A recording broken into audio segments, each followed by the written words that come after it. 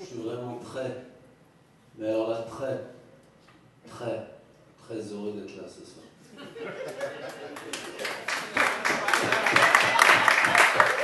C'est marrant. Alors, tout d'abord, un maximum de bruit pour votre animateur Réginald. Un peu plus sur la s'il vous plaît. Voilà. Il fait un travail d'un professionnel de télévision, à mes yeux, et il le prend avec beaucoup de modestie. D'ailleurs, j'aimerais faire une précision, parce qu'il a dit que pour le convaincre, je l'ai appelé en janvier en disant Reggie, pour le convaincre. Faux, j'ai dit Reggie, j'ai dit tout 5 fois. Voilà. Non, parce qu'il faut bien informer les gens.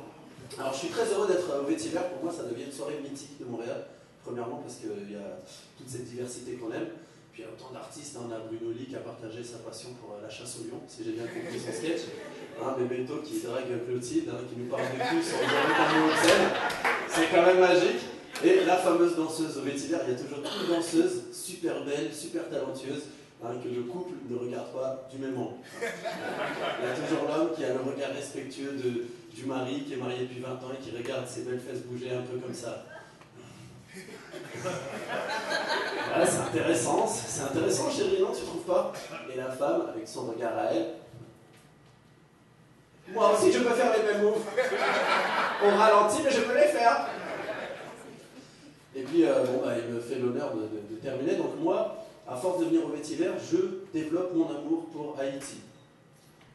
J'apprends à parler l'haïtien, j'apprends à braiser le poulet, et j'apprends à danser serré. Et on est là pour s'amuser. Bon, j'ai été bien sûr m'isoler un petit peu dans mes quartiers d'été à Pétionville. Je buvais ce petit crush orange en regardant cet énorme baobab.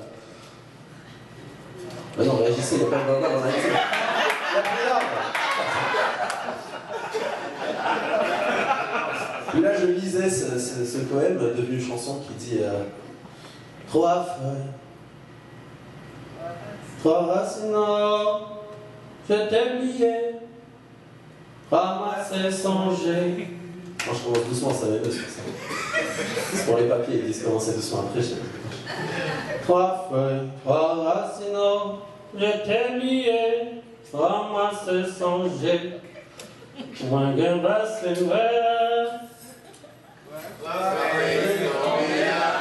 voilà, moi je passe trois feuilles tombées là-dedans. J'ai bien oublié, ramasser, songer.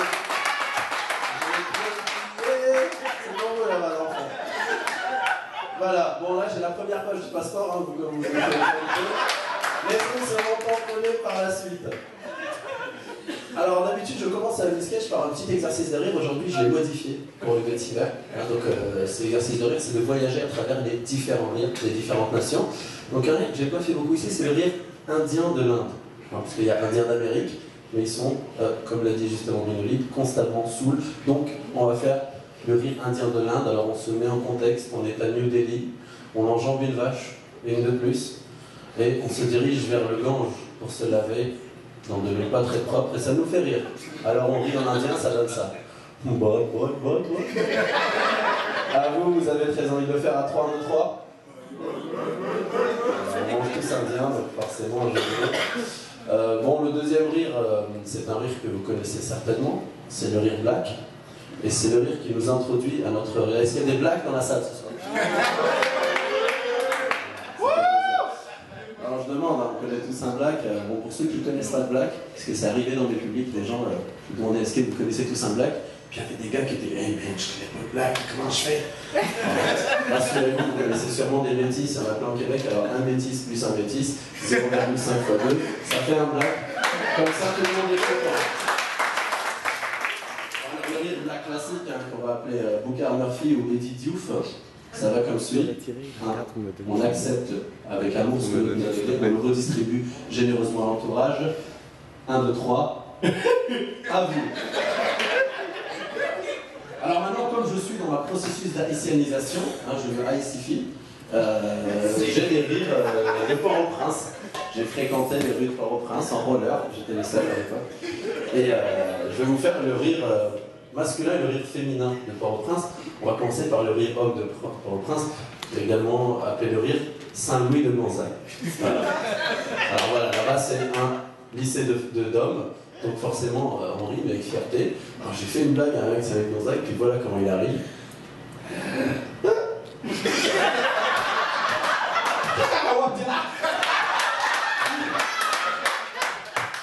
Merci à mon coach en clair.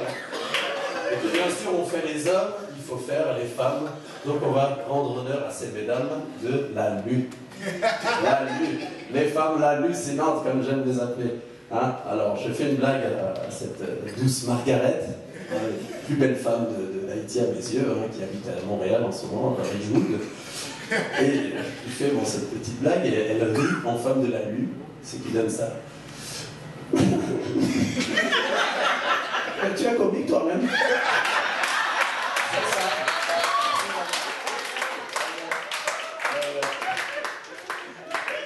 Alors moi ça fait 1 mois et demi je suis parti. Je regardais les photos du Vétiver depuis Facebook, je passe beaucoup trop de temps et je me disais merde, il y a des belles soirées et tout, que des beaux dimanches que vous avez ici. Et bon, la constante dans mon spectacle ici, c'est qu'on mange. Donc moi j'étais chez ma mère pendant 1 mois et demi, alors forcément j'ai grossi. Voilà.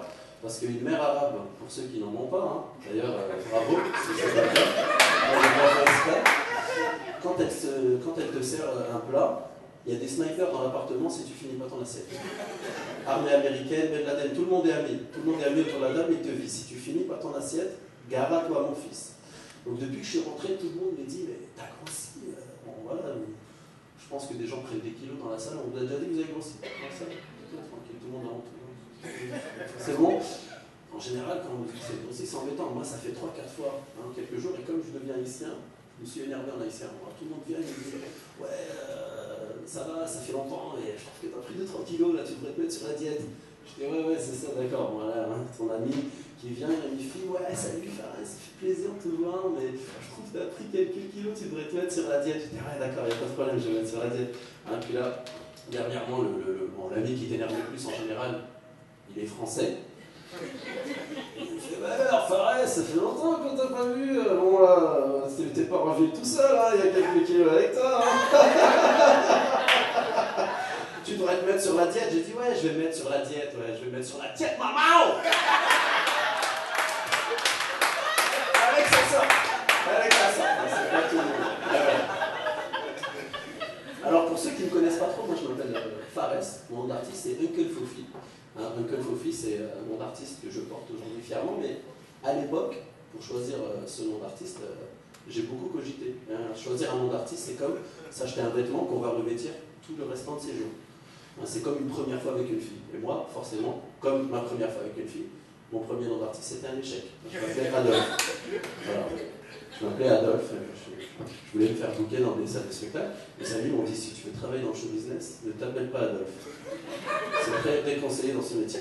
Alors donc je choisis Uncle Fofi qui m'évite d'être pris pour un Algérien, ça m'aide dans les aéroports.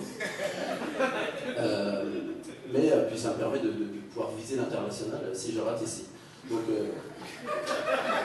ça peut arriver. Alors je suis d'origine algérienne, vous connaissez l'Algérie ? Voilà, pour ceux qui ne savent pas où la situer, comment vous expliquer, vous voyez, c'est le Brésil, c'est pas du tout là-bas. Voilà. Donc l'Algérie, c'est un pays où on est très très modeste. C'est-à-dire que tout le monde est très humble. Hein, on a la plus grande côte sur la Méditerranée, on a le plus grand désert, la plus grande partie sur le Sahara, on a des très grosses couilles. Et, non, c'est pas ça que je veux envie de dire. J'aurais dû dire comme on a beaucoup d'humidité dans notre pantalon. Et surtout, on a Zinedine Zidane.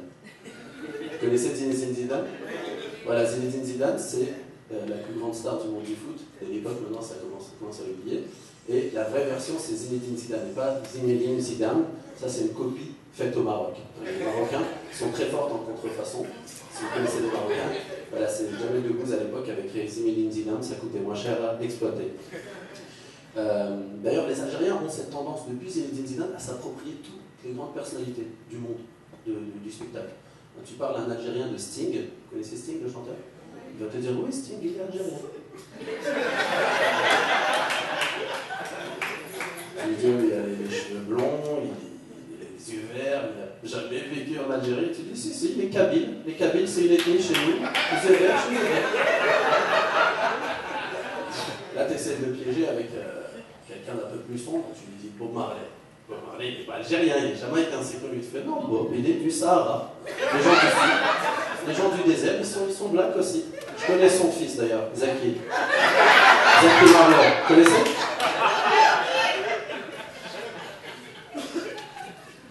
En dédicace à mon frère Bebeto, j'ai une petite farce qu'un ami musicien montréalais connu, d'ailleurs Moïse, pour ceux qui connaissent, m'a confié. C'est la girafe, ça n'existe pas. Attention, on va rigoler là. La girafe, ça n'existe pas, vous savez pas pourquoi? C'est un coup monté. Ça, c'est pour le bureau.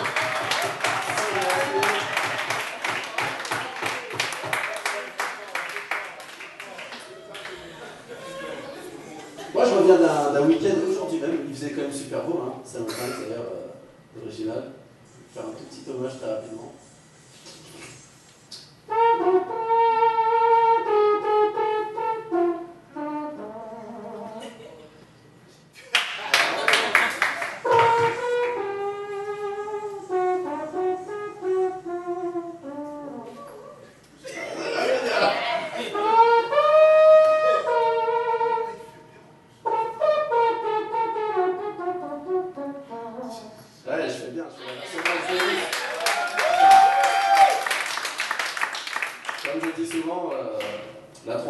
C'est comme la cuisine, hein. C'est parce que je ne pouvais pas coucher avec des filles, alors il fallait que je développe d'autres talents. I had to know how to cook if I wanted to use my cook. Voilà, je suis content que tout le monde n'entende pas tout ce que je dis. Alors il faisait très beau, moi j'étais dans un chalet avec des amis québécois dans les Laurentides. Cliché, boring, ok. Mais il y avait une petite note en plus, c'est que beaucoup de végétariens dans ce week-end. Est-ce que vous connaissez des gens végétariens dans la salle? Voilà. Donc rejoignez mon parti nazi qui a pour but de décimer la population végétarienne de Montréal. Parce que je n'en peux plus. Alors les végétariens, dans un week-end comme ça, ils sont faciles à reconnaître. Hein, c'est ceux qui sont tout blancs. Il n'y a pas de viande, il n'y a pas de sang dans leur corps. Voilà. Ils se dirigent vers le buffet en rampant comme ça. Mais ils arrivent quand même à te faire la morale. Ouais, c'est pas bien la viande, c'est mieux les légumes. Un steak, Dieu, un steak. Et d'ailleurs, pour les reconnaître, en général, c'est les seuls qui lisent des magazines IGA pendant les week-ends et qui pleurent à la page viande. On a du mal à les reconnaître. C'est également, pour moi, des fourbes, les végétariens. Moi, je pense qu'il ne faut pas trop manger de viande dans sa vie. Mais pas trop ne veut pas dire pas du tout. Alors, quand ils te disent qu'il ne faut jamais manger de viande, il ne faut jamais manger d'œufs. Mais quand tu es dans un week-end comme ça, ils font leur salade, ils mangent le gazon, ils mangent les fleurs, il n'y a pas de problème. Mais il y en a toujours 99% de ce lot qui traînent dans la cuisine pendant que tu fais des steaks, pendant que tu fais des boulettes. Vous connaissez ces gens-là? Voilà. Et moi, véridique, hein, un week-end entier, avec quelqu'un qui me faisait la morale sur la viande, j'ai fait des petites boulettes, une recette inspirée de ma mère, hein, boulettes d'Inde, menthe, cannelle, bon je sais, je vous fais saliver, désolé, il y a du bouillon.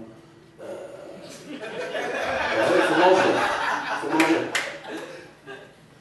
Boulettes d'Inde, menthe, alors que j'avais des petits abricots secs, voilà. En gros, tout le monde faisait l'amour dans la cuisine. Et j'ai grillé la personne qui me faisait le plus la morale en train de kidnapper des boulettes dans un tupperware. Et de les cacher sous la salle.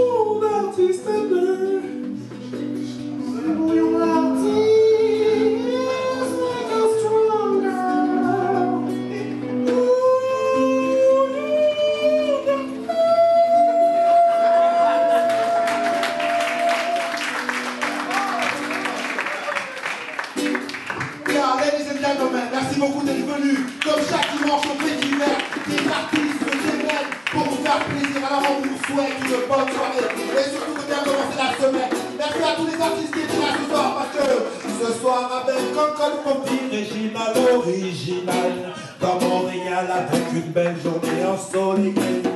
Nous, notre travail c'est de vous donner de la joie, même si c'est pas facile, parfois nous sommes en émoi. Mon nom c'est Réginal, directement d'Haïti, non. Mais j'ai grandi en Afrique, non, et je suis là à Montréal pour vous faire plaisir.